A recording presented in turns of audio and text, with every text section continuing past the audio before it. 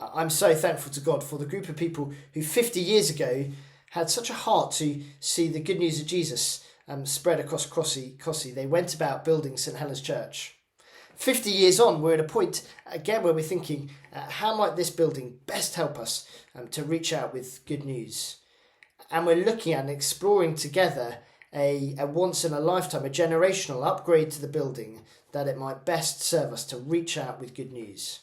It would be a significant undertaking for us. It would cost a lot of money. So I just want to spend a few moments thinking about why. Why do we want to go about doing this?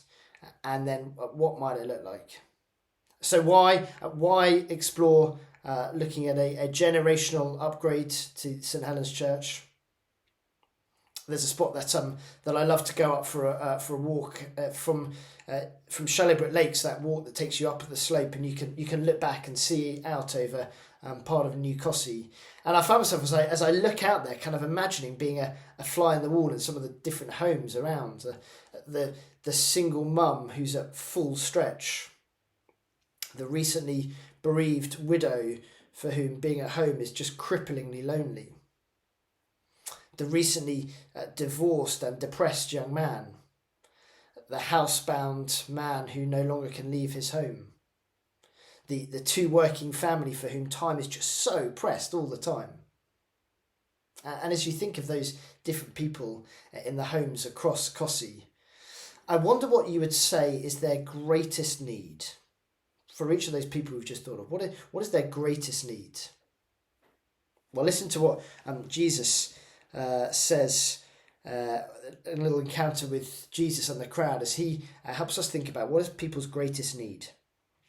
He'd been in a boat, he lands and he sees a large crowd in front of him, and he has compassion on them because they were like sheep without a shepherd.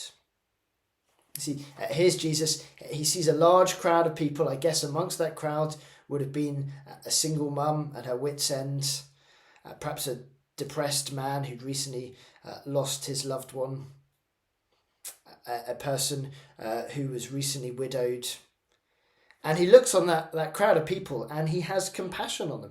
His heart is overflowing with love for them. He's moved. He has a big heart for those people in front of them. And why does he have compassion? Listen to what the verse says. Mark 6, verse 34. Jesus landed, saw a large crowd, had compassion on them. Why? Because they were like sheep without a shepherd. They were like sheep without a shepherd. Soon we'll be enjoying lambing season and we'll enjoy seeing lambs bouncing around on the fields. Just imagine for a moment a little lamb that goes wandering off away from the safety of the shepherd and finds itself alone and in increasing danger from predators with a lack of food, in great danger, far from home. What does that little lamb need? That little lamb needs a shepherd to guide it back home to a place of safety, to back where it's meant to be. I remember one time a few years ago where we managed to lose one of our boys, and he was gone for about an hour, and we lived quite near a major road, and you couldn't help but thinking, what if he got near the road? And the panic rose, and we all went out and searched for him. Finally, after an hour, we found him, and all we wanted to do was hold him very tight. Jesus says that we are all naturally like sheep without a shepherd, wandering, going astray, putting ourselves in great danger, lost in our sin and far from where we are made to be, at home with God. What is people's greatest need? People's greatest need is a shepherd to guide them back home, to enjoy the place of safety, being at home with God. And Jesus says that's exactly who he is. He is the good shepherd who brings us home at great expense to us. What's people's greatest need? People's greatest need is to find the shepherd, to find Jesus, to meet Jesus. So if that's people's greatest need, to find Jesus, well, then our mission flows straight from that, doesn't it? Our mission, what we have got to be all about, is helping people to find Jesus. That's our mission. That's what we're all about. And our buildings, then, we want them to serve us in doing that. We want our buildings to serve us to help people meet Jesus. Imagine if St Helen's Church had a kitchen and facilities that meant we could invite in the cripplingly lonely widow for a regular warm lunch. That we had facilities in the hall where we could invite in young people and put on a great youth group where the two parent working family who are really strange know that their young people, their children will be safe and well cared for. A place where we can perhaps offer counselling for the depressed, divorced young man. And for all those things to be the context in which we show loving actions and loving community to help people to meet Jesus. See, that's why we're looking to make a generational upgrade to our buildings, so that they might best serve us to reach out with good news.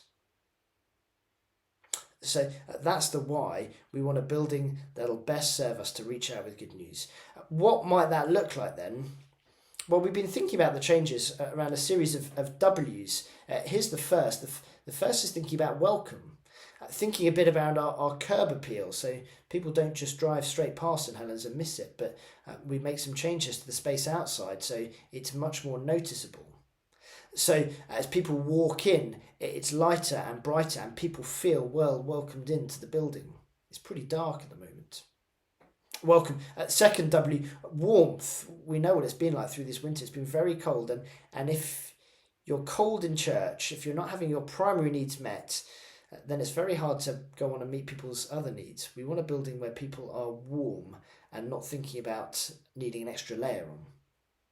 Welcome, warmth. Third W, workability. Exploring how we might reshape the kitchen and the toilets so they just work better. It's an easier space to be in. Moving the kitchen so it's a better space to be able to use. Redesigning the toilets so there's more space and there's not the narrow corridor there. Welcome, warmth, workability. The next one's windows, just making the building feel lighter and looking more to the outside. And all of that, lastly, that this might be a place of worship, where people might come and meet Jesus and know that to worship him is the best thing for them. So there we are. There's just some initial thoughts on why we're exploring this significant upgrade to the building. A little bit on the what. Just in terms of next steps, you'll see at the link at the bottom here, there's a short survey that you can fill in. A few questions there just to ask for your initial responses. What do you think about us going about this refurbishment? What do you see as some of the priorities? We'd love for you to make the time to fill that survey in so we can hear as many of your thoughts as possible.